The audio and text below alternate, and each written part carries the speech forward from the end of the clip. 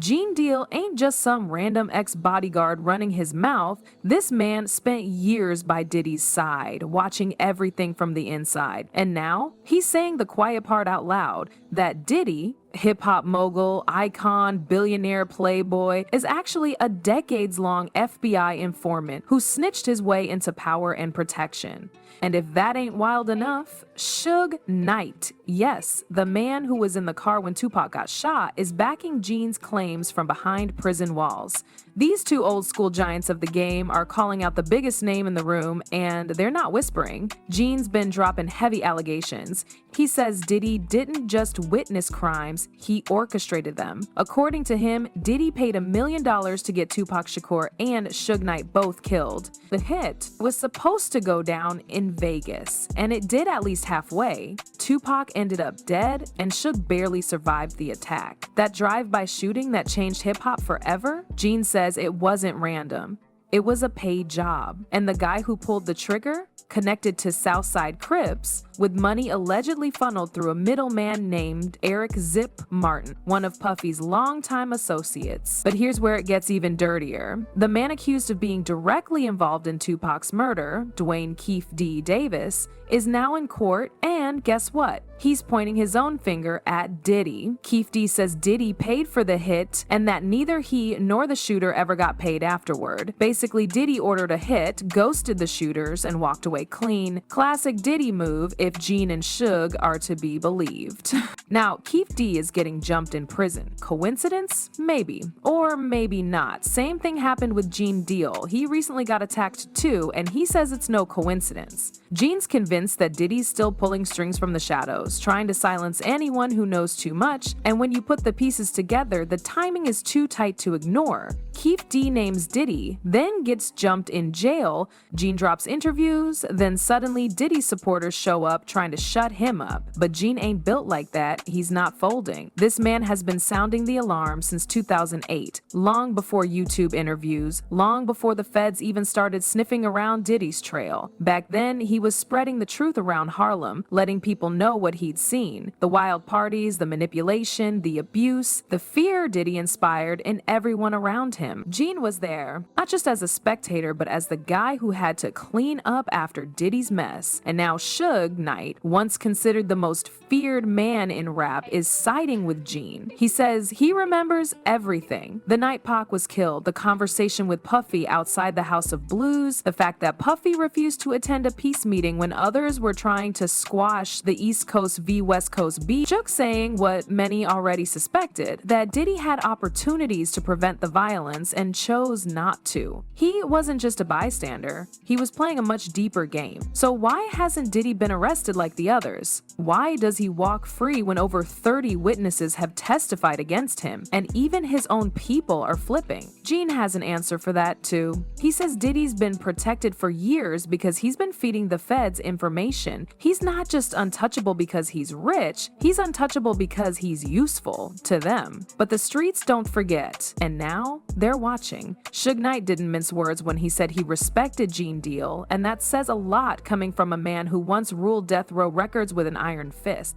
Suge remembers a time when the beef between East Coast and West Coast could have been stopped, when the real players tried to meet, squash it all, and move forward. But Puff wasn't trying to talk. According to Suge, he straight up refused to show up. That silence, that absence, it meant something. It was a missed opportunity that led to blood in the streets. And now, decades later, Suge's calling out the one name everyone else is still too scared to say: Diddy. He claims Diddy didn't just avoid peace, he actively moved against it. From the whispers about him being involved in Pac's death, to the stories about him sending men after anyone who spoke too loud, Suge's message is clear. The man behind the champagne, the smiles, and the fame is not who he pretends to be. Gene Deal backs that up with receipts. According to him, Diddy didn't go through official channels when he wanted Gene silenced. He didn't talk to police. He didn't go to his security team. Nah, Diddy told street guys, real hitters, the type of dudes who don't ask questions, just handle business. He told them to do Gene dirty. And what did that mean? Not just scare tactics. Gene says they were out for blood. The thing is, Gene isn't some regular dude that can be pushed around. He's been face to face with danger before, and he's not the type to flinch. He's called out Diddy's manipulation, his mistreatment of women, his obsession with control. Gene even said Diddy was offering him money trying to buy his silence. But Gene didn't take it. He kept talking. That's the kind of man Gene is. He knows Diddy's darkness because he lived in it, protected it, and finally walked away from it. Then there's Roger Bonds, another former bodyguard, who confirmed what Gene had been saying, that Diddy has been trying to get rid of Gene since 2008, that this wasn't new, that Gene was never just another employee. He was a liability because he saw everything, from the drugs to the abuse to the dirty secrets Diddy buried beneath his empire. Gene was the shadow witness, and now he's the loudest voice. So what does Diddy do? He checks into rehab, claims mental health issues, says he's working on himself, trying to convince the courts that he's changed, that he's no longer a threat. But no one's buying it.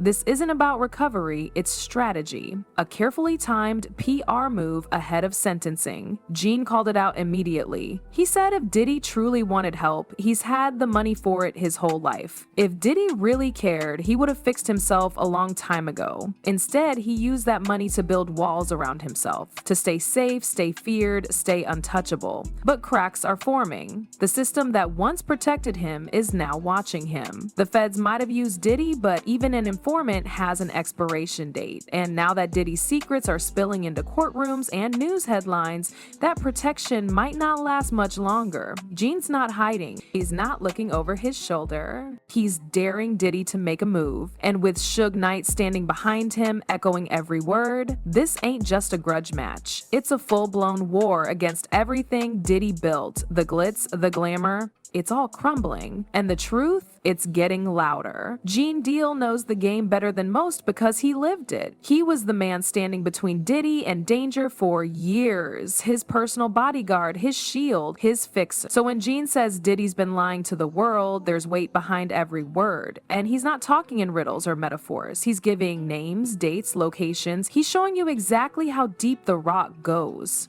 Gene says Diddy's not just a manipulator, he's a master of illusion. Always smiling in public, playing the businessman, the mentor, the mogul. But behind the scenes, he was running things like a street boss, calling hits, covering tracks, moving like a man who thought he'd never be touched. Gene tells stories of meetings in back rooms, of artists being intimidated into silence, of women being mistreated and discarded. And he says Diddy thought he was untouchable because he had the ultimate shield, the federal government. According to multiple insiders, Diddy didn't just cut deals, he was the deal. A long-term informant feeding the feds intel in exchange for protection. That's why he never got indicted. Why serious charges always seem to disappear. Why over 30 people could speak against him and he still walked away clean. They needed him. He was too valuable to lock up, at least for a while. But even the most protected informant can become a liability. And Diddy's time might finally be up. The streets are talking louder, court documents are surfacing, people he once paid off are flipping. Even behind bars, voices like Suge Knight's are echoing the same message.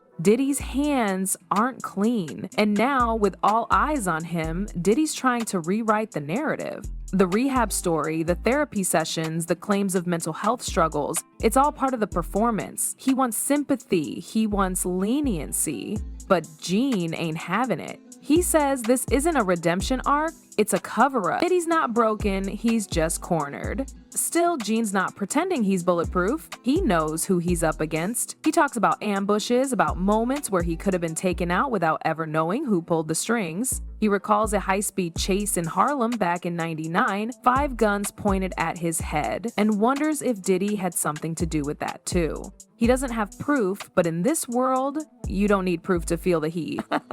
You just need instinct. That's why Gene moves different now. He keeps his head on a swivel, watches every corner, trusts no one blindly, but he never runs. He doesn't hide. His attitude is simple. If someone wants to come for him, let them come. He's ready, always has been. He believes in speaking the truth even if it costs him everything. And that's why so many people are finally starting to listen. Diddy might have security, money, lawyers, and power, but what he no longer has is silence. The industry he helped shape is turning on him. The people who once feared him are speaking up. The mask is slipping, and behind it isn't a mogul, it's a man scrambling to hold on to an empire built on secrets. Gene's voice is shaking that empire. Every interview, every clip, every story adds more pressure. And Suge Knight's support gives it even more weight. These men may be behind bars or blacklisted from the industry, but they've got something Diddy's losing fast. Credibility in the streets. The game is changing, and the truth Diddy tried to bury, it's crawling out from under every dollar, every lie, every bodyguard turned whistleblower. Whether he likes it or not, the story's no longer his to control. The reckoning is here.